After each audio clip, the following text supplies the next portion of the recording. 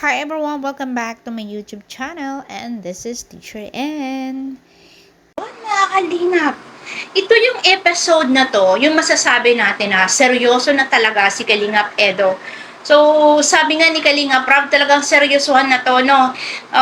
Para sa akin, hindi lang talaga to love team, as in na tambalan, serye, na nagbibigay sa atin ng kilig, ng tuwa, ng saya, to entertain the viewers, diba? Sabi nyo nga, mga stress reliever ninyo, tong EDSI or mga love teams dito sa Kalingap. For me, totohanan na talaga to.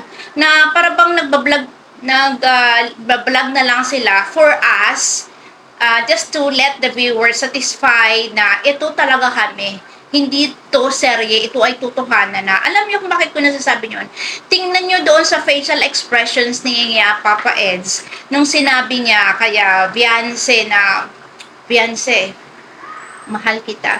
Oy, grabe, para bang lumindol ang mundo. Grabe, 'di ba? Para bang yung mundo natin pansamantalang tumigil ang pag-inom nang sinabi ni Papa Ed yun kay Viance. Tapos pagkatapos ng tumigil ang mundo natin, biglang lumindol ang napakalakas na kasi si Viance para bang tumigil siya, para bang di ba napaganon yung mukha niya? Tapos bigla siyang napailing, yun nga sabi ko, bilang tumigil yung pag-inom ng mundo, yung parang nagulat ang bibibiyansi natin na sinabi ni Papa Eds na, Beyonce, alam mo, mahal kita. Grabe ka, Papa Eds, pasimple-simple ka. Akala ko, pasimple-simple ka lang ha, pero kung bumanat ka, tunay talaga. Talagang napapatigil ang pag-inog ng aming mundo. Kaya lang, yung aming baby Beyonce, parang lumindol sa kanya, parang ang lakas ng sabog, ang lakas ng sigaw, no? Para bang napakalikas na tunog yun. Napakalikas na tunog na parang isang bumbang sumabog sa puso ng ating baby Beyonce at ng kanyang pandinig na para bang, Diyos ko Lord, paano ko ba ito sasagutin? Sasagutin ko na ba ito ng mahal din kita? Aba, baka lalong lumakas ang lindol, kaya hindi ko muna sasagutin. Dadahan-dahanin ko muna. Pero sa isip-isip ng ating bibibiyanse, naku, kailangan pa bang i-memorize yan? Ang sagot dyan ay nakikita mo na. Diba? Sabi nga ni Papa Eds, ako'y natutuwa dahil makakapamili ka na sasamahan si Carla o sino man na pwede mo samahan sa mga Kalingap Angels, pero sa akin ka sumama. O, diba? Ang sabi niya, Viance, ikaw yun eh. Ikaw yun eh. So, no need na nasagutin ka, Papa Es. Di ba sabi niya, hindi mo man lang sinagot yung ano ko. Di ba yung ang ibig sabihin ni Papa Es, sinabihan siya na mahal kita. Pero hindi sumagot ang ating Bibi Bianci ng mahal din kita, kundi umiling-iling lang siya. So, para bang sa isip siguro ni Bibi Bianci, kaya paulit-ulit na tayo, mahal na natin ang isa't isa. Di ba sabi niya, na sabi ni Papa Eds, ano ba itong ginawa mo sa akin? Para bang, ano ba itong ginawa mo sa akin? Ginayuma mo na ba ako? Kaya sabi ng ating Bibi Beyonce, parehas lang din tayo nung nararamdaman. Para bang, the feeling is mutual. No need for me to answer your question, di ba? Actually, that's not a question. This is a statement, di ba? Sinabi ni Papa Eds na, mahal kita. So, that's not a question. That is a statement saying na talagang love niyang ating Bibi Beyonce.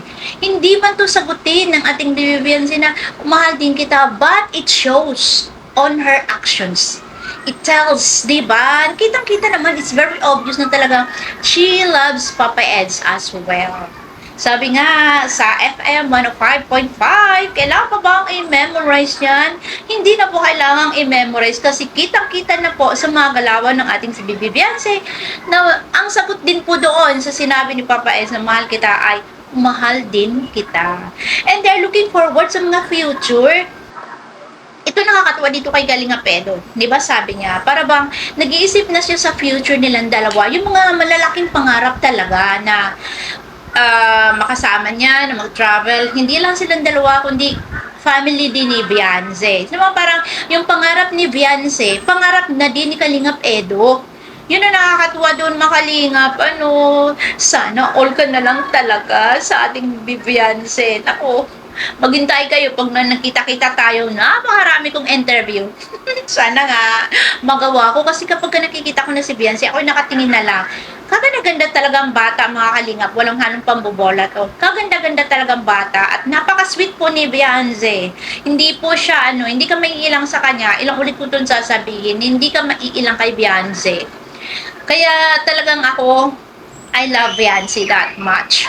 Talagang grabe po talaga. Kasi nakita ko na mga Kalingap Angels, they're also sweet.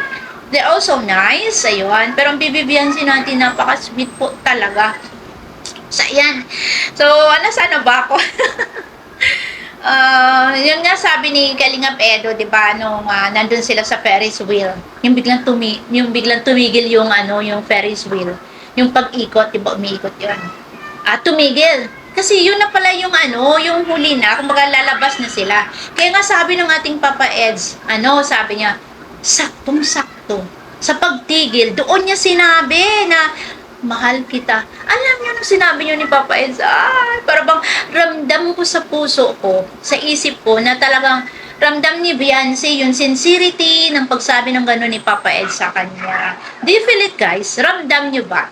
Walang halong kaplastikan, kundi seryoso talaga. Even Kalinga Prab nakakapagsabi na serious relationship na talaga tong dalawang to. Hindi na to serye, mga Kalingap. Alam niyo ba kung bakit nabablog pa din? Pero sa atin, kasi yun talaga ang kanilang objectives for us, na mabigyan nila tayo ng saya, 'di ba? Ma-entertain tayo. Hindi man sobrang kilig talaga, as in kilig to the max. Pero yung masaya tayo, natutuwa tayo, na nakita natin yung dalawang minamahal natin ay nagmamahalan na tunay. Yun na nakakatuwa dito, mga Kalingap, And ayun nga sabi ni Beyonce, Kalingap Edo, kailangan mo ding kailangan mo ding mag-relax. Yes, tama nga naman na kailangan din talaga nating mag-relax. Paminsan-minsan, hindi yung puro na lang tayo trabaho. So, kailangan din nating makapag-relax para ma-refresh yung ating mind, yung ating heart, at yung ating body syempre. So, kung makikita nyo, may na-massage talaga ng ating baby Beyonce si Papa Eds. Just to let Papa Eds feel na she's there to comfort, 'di ba? She's there para alam mo na, magbigay ng saya sa kanya. Oh, grabe ka sweet Talagang papasanin pa ng ating si Papa Eds. Ang bibibiyansin natin. Mapasa na all ka na lang talaga. Oy, kayong dalawa. Tumakas pala kayo ha. Hindi alam ni Kalinga Prab. Talagang gustong-gustong masolo ng ating si Bibi Beyonce natin. Ganun po talaga siya ka-sweet. And syempre si Beyonce very thankful talaga sa effort na ginagawa niya Kalingap Edo para sa kanya.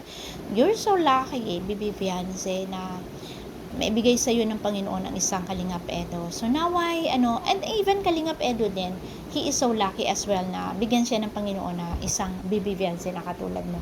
Kaya para sa akin siguro kayo talaga yung pinagtagpo ng tadhana kasi napakarami nang naging mga ka-love team itong si Papa Eds and hindi yun nag-succeed.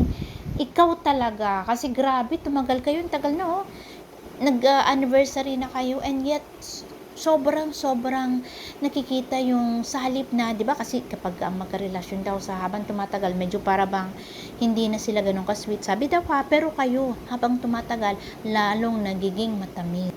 Ayan, kitang-kita naman sa ngiti ng ating Papa Eds, ngiti ng ating si Bibi Beyonce. Nako, hinahawi-hawi pa talaga ang buhok. Alam niyo yung mga ganyang klase ng mga actions, yung hinahawi-hawi yung buhok, yung para bang love na may respect. Diba? Katulad ng kiss sa forehead. Yan yung klase ng love na malaki ang respeto ni Bibi Beyonce kay Kalingap Edo. Even Kalingap Edo, yung pasan niya kaya Beyonce, yung alalayan niya ito dahil hindi nga siya makaupo doon sa seawall. Those are actions na nagpapakita na ako ang lalaki, man para bang kaya kitang alalayan na kung hindi mo kaya, I'm here, andito ako to guide you, to protect you, diba? Moral support, ganun ipinapakita yung mga actions na yun ng ating si Papa Eds dito kay Bibi Beyonce natin. So, kakaiba tong episodes na to. So, parang si Kalingap Edu kasi, yung pangarap ni Bibi Viance na makapag-travel siya with her family, nagiging pangarap na din ng ating si Papa Eds. Di ba mga Kalingap? So, ito ay nagpapakita na talagang nililook forward na nila yung kanilang future. Na hindi lang talaga to serye. Kapag kang isang lalaki naglo-look forward na ng future ninyong dalawa, ang kahulugan po nun, talagang seryoso na po ang lalaki sa isang babae.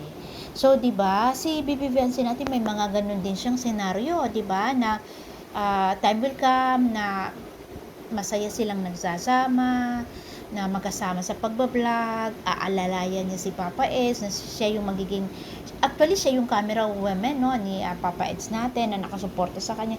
Alam niyo yung mga ginagawa nilang ito, they're preparing for their future na talaga. Oh, bongga. Kaya ito yung nakakatuwa dito mga kalingap. Kasi yung sinusupport natin na dating love team laang, na hindi natin akalain na talaga magiging sila. So proud and happy for you talaga, Papa Eds and Bibi Viance natin, no? So, ako wish ko lang talaga sa inyong dalawa, may God guide and protect you na yung kung ano man ang goal ninyo sa life ay talagang makuha ninyo ito. Kasi para sa akin malapit na kunting kembot na lang makukuha nyo na kung ano yung pangarap ninyo sa buhay. 'Di ba? Kaya Papa Eds na Bibi Viance natin, kung meron dyan mga bashers, ignore them. Just ignore them. Diretso lang kayo sa kung ano ang pangarap ninyo sa buhay. So mga kalingap, grabe, bongga tong episode na to. At sobra po ako natutuwang nakapaghatid sa inyo ng isang nakakakilig na reaksyon mga kalingap, na punong-puno ng pagmamahal, punong-puno ng mga sweet moments ng dalawang to. So, we love you both. Sana hindi po kayo magbago. That's all guys, and this is Teacher N saying bye and God bless everyone. Syempre, shoutout kina Kuya Val, kay Ate Edna, kay Kalingap Rob, kudos, Kalingap Rob, more power sa Team Kalingap, and syempre kay Miss Chuck, and sa lahat po ng mga kasamahan ko dito sa Team Kalingap, sa mga reactors, sa aking kasama sa Kalingap Radio Balitaan. Muli, this is Teacher N channel saying bye and God bless everyone.